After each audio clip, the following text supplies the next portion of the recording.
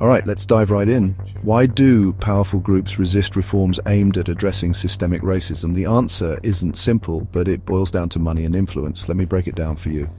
First up, the private prison industry.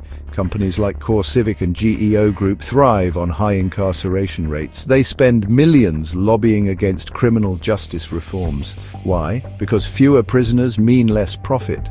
These companies have a business model that depends on people being locked up. That's pretty twisted, right? Next, we got police unions. These guys have a ton of political clout and often push back against police reform measures.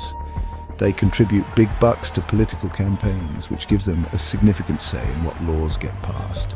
Imagine trying to change a system when the people within it are financially motivated to keep it just the way it is.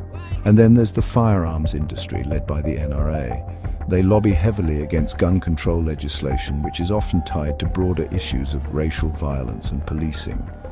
The NRA is one of the most powerful lobbying groups in the US, with a massive budget for political activities. They're not just about protecting gun rights, they're about protecting their own financial interests.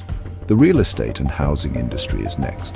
Developers and landlords often resist policies aimed at increasing affordable housing or implementing fair housing laws. Why?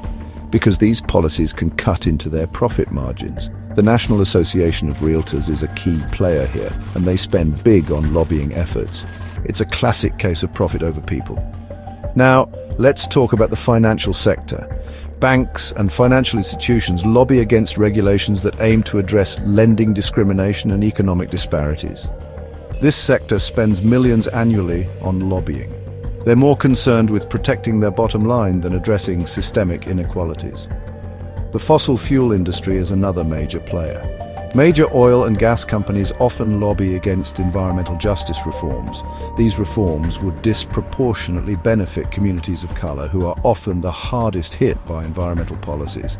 But for these companies, it's all about keeping their profits flowing, even if it means harming vulnerable communities.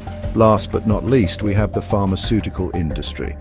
With its significant financial resources, this industry lobbies against healthcare reforms that could impact their profits. This affects efforts to address health disparities and access to healthcare for minority communities. When profit takes precedence over people's health, everyone loses. These groups wield their financial power not just through direct lobbying, but also via campaign contributions, public relations campaigns, and legal challenges. Their influence can sway policy decisions, shape public opinion, and make it incredibly challenging to enact meaningful reforms. But here's the thing, their influence isn't absolute. Public pressure, changes in political leadership, and broader social movements can and do make a difference. Reforms have succeeded in the past, even in the face of opposition from these powerful interests. So while the fight is tough, it's far from over. Stay informed, stay engaged, and keep pushing for change. Thanks for watching, and see you next time.